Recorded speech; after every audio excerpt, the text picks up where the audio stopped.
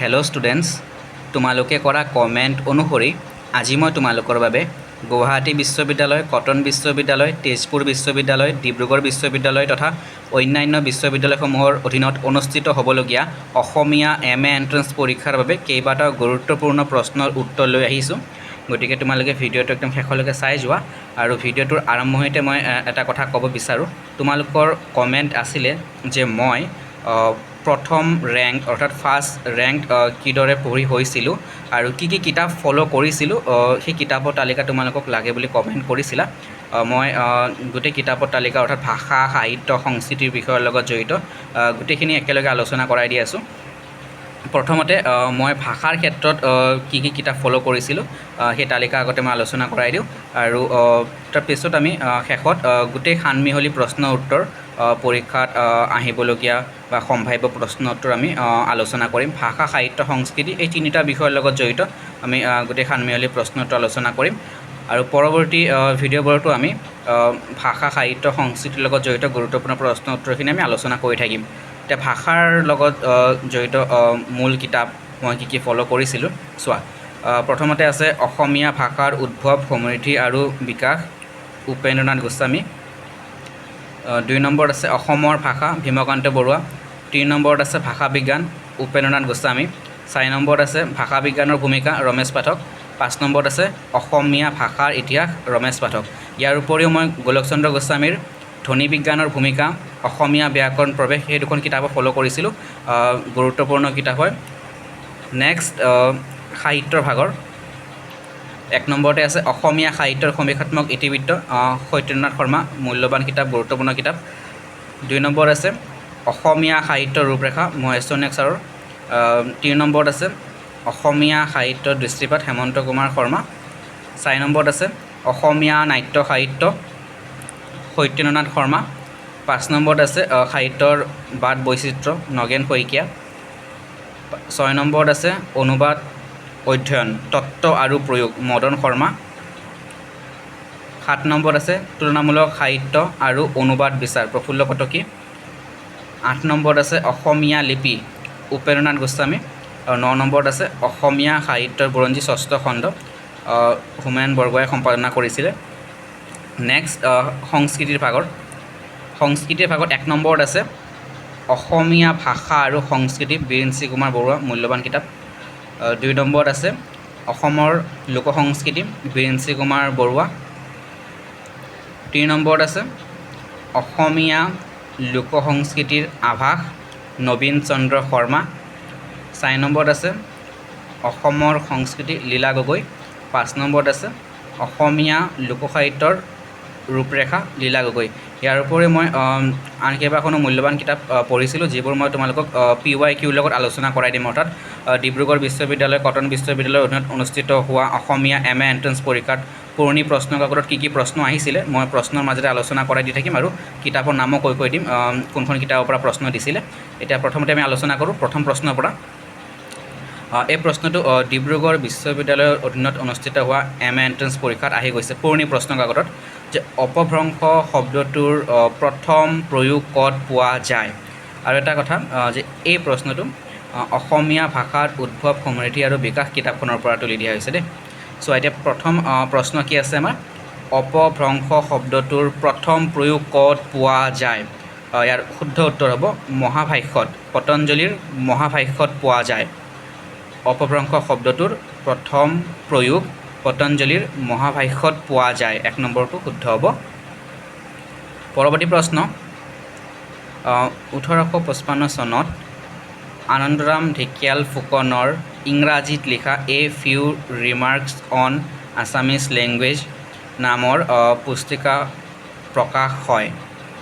এই পুস্তিকাখনত উল্লেখ কৰা পদপুথি আৰু নাটকৰ সংখ্যা কিমান আছিল। এইটো অসমীয়া সাহিত্যৰ সমীক্ষাত্মক ইতিবৃত্ত কিতাপখনৰ পৰা তুলি দিয়া হৈছে। ইয়াৰ শুদ্ধ উত্তৰ হ'ব A, অৰ্থাৎ মনত ৰাখিবা 62খন পদপুথি আৰু 40খন নাট। পৰৱৰ্তী প্ৰশ্নলৈ গৈ আছোঁ আমি। পৰৱৰ্তী প্ৰশ্ন, বাইবেল ইন ইণ্ডিয়া নামৰ গ্ৰন্থৰ লেখক কোন।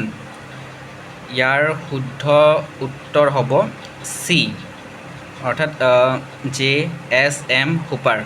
মনত ৰাখিবা আৰু অসমীয়া MA এণ্ট্ৰেন্স পৰীক্ষা হওক বা অসমীয়াৰ স্লেট পৰীক্ষা হওক, অসমীয়া নেট পৰীক্ষা হওক, Nathan Brown, Nidhiram Farwell, AK Gurney, Miles Bronson, এওঁলোকৰ ওপৰত কিন্তু প্ৰশ্ন হয়। অৰ্থাৎ তোমালোকে অৰুণোদয় স্তৰ চাব লাগিব, তাৰ আগৰ প্ৰাক অৰুণোদয় স্তৰো চাব লাগিব, হেমচন্দ্ৰ গুণাভিৰাম বৰুৱাৰ কালো চাব লাগিব, কিয়নো তোমালোকে অসমীয়া MA এণ্ট্ৰেন্স পৰীক্ষাৰ দিয়াৰ পিছতো তোমালোকে পৰৱৰ্তী স্লেট পৰীক্ষাৰ বাবে সাজু হ'ব লাগিব, অসমীয়া স্লেট পৰীক্ষাৰ বাবে, নেট পৰীক্ষাৰ বাবে। গতিকে তাৰ কাৰণে তোমালোকে প্ৰস্তুতি চলাই থাকিব লাগিব এতিয়াৰ পৰাই। এতিয়া পৰৱৰ্তী প্ৰশ্নলৈ যাম, আৰু মোৰ চেনেলত তোমালোকে নেট পৰীক্ষাৰ ভিডিঅ', স্লেট পৰীক্ষাৰ ভিডিঅ' পাই থাকিবা। গতিকে তোমালোকে মোৰ চেনেল ফ'ল' কৰি থৈ দিবা। এতিয়া পৰৱৰ্তী প্ৰশ্নলৈ আমি গৈ আছোঁ, আৰু তোমালোকে পঢ়ি থাকিবা, কিয়নো কম্পিটিশ্যন দিনে দিনে বাঢ়ি গৈ আছে। যিমান যি নহওক তোমালোকে একদম মন দি ভালদৰে পঢ়িবা, কষ্ট কৰি যোৱা, সকলোৰে ভাল হ'ব। এই প্ৰশ্নৰ উত্তৰ মই ইতিমধ্যে কৈছোঁ যে বাইবেল ইন ইণ্ডিয়া নামৰ গ্ৰন্থৰ লেখক কোন? ইয়াৰ উত্তৰ হ'ব C.J.S.M. হুপাৰ। মই বাৰু চেনেলত ভিডিঅ' দিয়াৰ সময় ইমান নাপাওঁ, তথাপিও যেতিয়া সময় পাওঁ 3-4টা ভিডিঅ' মই একেলগে দি দিওঁ, তোমালোকৰ যাতে সুবিধা হওক। তোমালোকে এসপ্তাহৰ বেছি হ'ল কমেণ্ট কৰা, মই ভিডিঅ' দিব পৰা নাছিলোঁ। যি নহওক, মই তোমালোকক ভাষা, সাহিত্য, সংস্কৃতি এই 3টা বিষয়ৰ লগত জড়িত গুৰুত্বপূৰ্ণ প্ৰশ্ন উত্তৰখিনি প্ৰদান কৰিবলৈ চেষ্টা কৰিম। এতিয়া পৰৱৰ্তী প্ৰশ্ন আহিছোঁ যে অসমীয়া ভাষাত তুলনামূলক সাহিত্য সম্পৰ্কীয় গ্ৰন্থৰ প্ৰথম প্ৰণেতাজন হ'ল, ইয়াৰ শুদ্ধ উত্তৰ হ'ব, আৰু এই প্ৰশ্নটো নেটৰ পৰীক্ষাতো আহিছিলে, অসমীয়া নেটৰ পৰীক্ষাতো আহিছিলে। মনত ৰাখিবা, অসমীয়া ভাষাত তুলনামূলক সাহিত্য সম্পৰ্কীয় গ্ৰন্থৰ প্ৰথম প্ৰণেতাজন হ'ল প্ৰফুল্ল কটকী, আৰু গ্ৰন্থখনৰ নাম আছিলে তুলনামূলক সাহিত্য আৰু অনুবাদ বিচাৰ। মনত ৰাখিবা, তুলনামূলক সাহিত্য আৰু অনুবাদ বিচাৰ।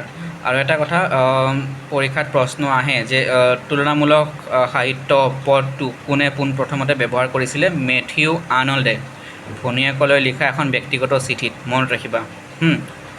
আৰু তুলনামূলক সাহিত্য সম্পৰ্কীয় প্ৰথম গ্ৰন্থ প্ৰণেতাজনৰ নাম আছিলে পছনেট। মই পৰৱৰ্তী ভিডিঅ'বোৰত ভালদৰে আলোচনা কৰাই দিম। এতিয়া আজি যিহেতু মানে সানমিহলি প্ৰশ্ন উত্তৰ আলোচনা কৰি আছোঁ, গতিকে আমি ক্ৰম অনুসৰি আলোচনা কৰি গৈ থাকোঁ। নেক্সট তুলনামূলক সাহিত্যৰ যেতিয়া মই ভিডিঅ' বনাম তুলনামূলক সাহিত্য সম্পৰ্কীয়, তেতিয়া ধুনীয়াকৈ গোটেই বিষয়ৰ লগত আলোচনা কৰাই দি যাম। কবিতাৰ সংজ্ঞা, নাটকৰ সংজ্ঞা, উপন্যাসৰ সংজ্ঞা, চুটিগল্পৰ সংজ্ঞাৰ ওপৰত প্ৰশ্ন থাকে এটা এটা, মনত ৰাখিবা। ব্ৰজাৱলী ভাষাৰ সংজ্ঞাৰ ওপৰত এটা প্ৰশ্ন থাকেই তোমালোকৰ। তাৰপিছত বৰগীতৰ ওপৰত প্ৰশ্ন থাকে, সংস্কৃতিৰ সংজ্ঞাৰ ওপৰত প্ৰশ্ন থাকে, কোনে কি মন্তব্য আগবঢ়াইছিলে। গতিকে তাৰোপৰিও যি মতবাদ আছে, যি বাদ আছে, ধ্ৰুৱবাদ, ৰমন্যাসবাদ, এইবোৰৰ ওপৰতো প্ৰশ্ন হয়। গতিকে ইয়াৰ পৰৱৰ্তী ভিডিঅ'বোৰত মই সময় উলিয়াই ধুনীয়াকৈ আলোচনা কৰাই দি থাকিম। এতিয়া আজি সানমিহলি প্ৰশ্ন উত্তৰত পৰৱৰ্তী প্ৰশ্নলৈ গৈ আছোঁ। এই প্ৰশ্নটোৰ উত্তৰ ইতিমধ্যে আলোচনা কৰিলোঁ আমি যে অসমীয়া ভাষা তুলনামূলক সাহিত্য সম্পৰ্কীয় গ্ৰন্থৰ প্ৰথম প্ৰণেতাজন হ'ল প্ৰফুল্ল কটকী। পৰৱৰ্তী প্ৰশ্নলৈ গৈ আছোঁ। পৰৱৰ্তী প্ৰশ্ন, এই প্ৰশ্নটো কটন বিশ্ববিদ্যালয়ৰ অধীনত হোৱা অসমীয়া MA এণ্ট্ৰেন্স পৰীক্ষাত আহিছিলে। অসমীয়া ভাষাৰ মৌলিক বিচাৰ নামৰ গ্ৰন্থখনৰ ৰচক হ'ল, মনত ৰাখিবা, দেৱানন্দ ভৰালী।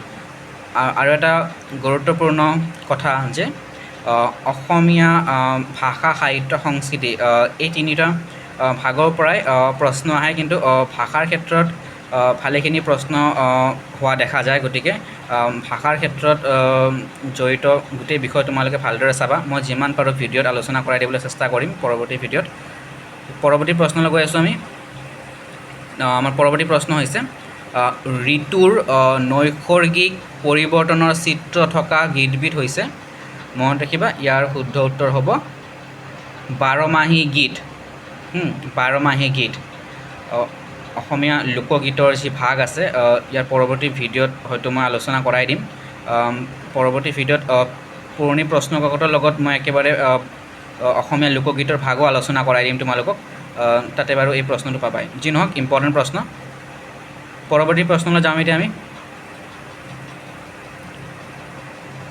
কটন বিশ্ববিদ্যালয়ৰ অধীনত হোৱা অসমীয়া MA এণ্ট্ৰেন্স পৰীক্ষাত আহিছিলে। প্ৰশ্ন হৈছে কামাখ্যা যাত্ৰা পদ্ধতি গ্ৰন্থখনৰ লেখক কোন ইয়াৰ শুদ্ধ উত্তৰ হ'ব মনত ৰাখিবা হলিৰাম ঢেকিয়াল ফুকন হলিৰাম ঢেকিয়াল ফুকন পৰৱৰ্তী প্ৰশ্নলৈ গৈ আছোঁ আমি ইয়াৰ শুদ্ধ উত্তৰ হ'ব কৃত প্ৰত্যয় আমাৰ প্ৰশ্ন দিছে এইটো প্ৰশ্ন ডিব্ৰুগড় বিশ্ববিদ্যালয়ৰ অসমীয়া এণ্ট্ৰেন্স পৰীক্ষাত আহিছিলে যে শাওন শব্দৰ লগত শাওন শোৱন এইবোৰ শব্দৰ লগত সংযোগ হোৱা অন প্ৰত্যয় কোৱা হয় মনত ৰাখিবা অন প্ৰত্যয় কোৱা হয় কৃত প্ৰত্যয় তদ্ধিত প্ৰত্যয়ৰ ধাৰণা স্পষ্ট হ'ব লাগিব প্ৰশ্ন হয় ইয়াৰ ওপৰত বাৰু পুৰণি প্ৰশ্ন কাকত মই আৰু আলোচনা কৰাই দিলে পৰৱৰ্তী ভিডিঅ'বোৰত তোমালোকে দেখা পাবাই যে কৃত প্ৰত্যয় তদ্ধিত প্ৰত্যয়ৰ ওপৰত প্ৰশ্ন হয় পৰৱৰ্তী প্ৰশ্নলৈ আমি আগবাঢ়িছোঁ এইবোৰ গোটেই ডিব্ৰুগড় বিশ্ববিদ্যালয়ৰ অধীনত হোৱা অসমীয়া এণ্ট্ৰেন্স পৰীক্ষাৰ প্ৰশ্ন হয় এইবোৰ যিমান দেখি আছা যে অসমীয়া মানুহৰ ইতিহাস গ্ৰন্থখনৰ প্ৰণেতা কোন মনত ৰাখিবা ইয়াৰ শুদ্ধ উত্তৰ হ'ব ডি নগেন শইকীয়া পৰৱৰ্তী প্ৰশ্ন অসমীয়া ভাষাৰ উপভাষা সম্পৰ্কে চৰ্চা কৰা প্ৰথম গৱেষকজন হৈছে ইয়াৰ শুদ্ধ উত্তৰ হ'ব অপশ্যন বি উপেন্দ্ৰনাথ গোস্বামী পৰৱৰ্তী প্ৰশ্ন অসমীয়া আৰু ইংৰাজী অভিধানৰ প্ৰণেতাজন হ'ল ইয়াৰ শুদ্ধ উত্তৰ হ'ব মনত ৰাখিবা miles Bronson option C Bronson এইটো পৰীক্ষাত প্ৰশ্ন অহা দেখা যায় অসমীয়া মনত ৰাখিবা অসমীয়া দিছে বাৰু সেই সময়ৰ শব্দ ঠাঁচ অনুসৰি আৰু মই কৈছোঁ যে অৰুণোদয় যুগৰ ভাষাৰ সম্পৰ্কেও তোমালোকৰ ধাৰণা হ'ব লাগিব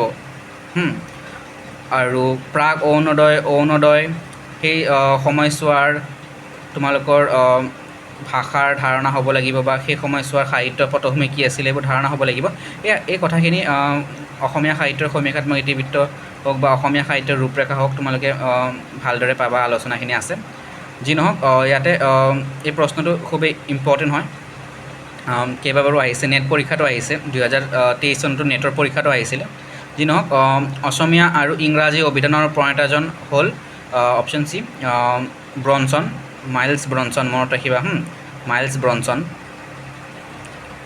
পৰৱৰ্তী প্ৰশ্নলৈ গৈ আছোঁ যে অসমীয়া ভাষাৰ বিশিষ্ট স্বৰধ্বনি কেইটা মনত ৰাখিবা বিশিষ্ট স্বৰধ্বনি 8টা আৰু বিশিষ্ট ব্যঞ্জন ধ্বনি 21টা প্ৰশ্ন হয় কিন্তু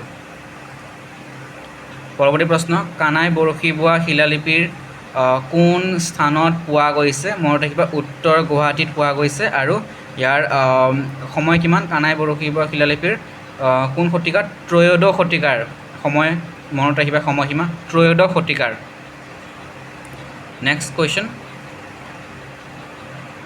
অসমীয়া ভাষাৰ উদ্ভৱ সমৃদ্ধি আৰু বিকাশ কিতাপখনৰ পৰা তুলি দিয়া হৈছে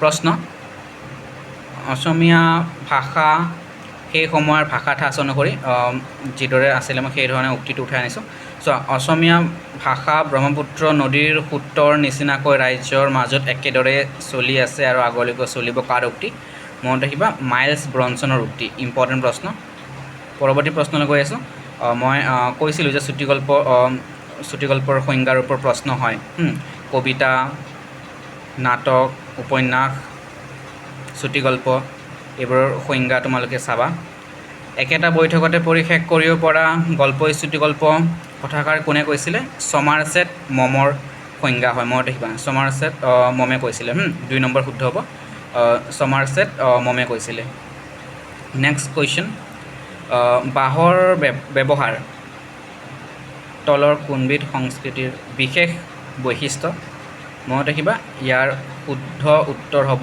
অপশ্যন 4 মংগোলীয় সংস্কৃতিত আৰু এটা কথা মংগোলীয়সকলক কিৰাত নামেৰে জনা যায় এইটো মনত ৰাখিবা গতিকে ইয়াৰ শুদ্ধ উত্তৰ হ'ব অপশ্যন 4 মংগোলীয় সংস্কৃতিৰ বিশেষ বৈশিষ্ট্য গতিকে আজি এইকেইটা গুৰুত্বপূৰ্ণ প্ৰশ্ন আছিল আলোচনা কৰাই দিলোঁ পৰৱৰ্তী ভিডিঅ'বোৰত আৰু নতুন নতুন বিষয় আলোচনা কৰাই থাকিম সকলোকে যথেষ্ট ধন্যবাদ ভিডিঅ'টো চোৱাৰ কাৰণে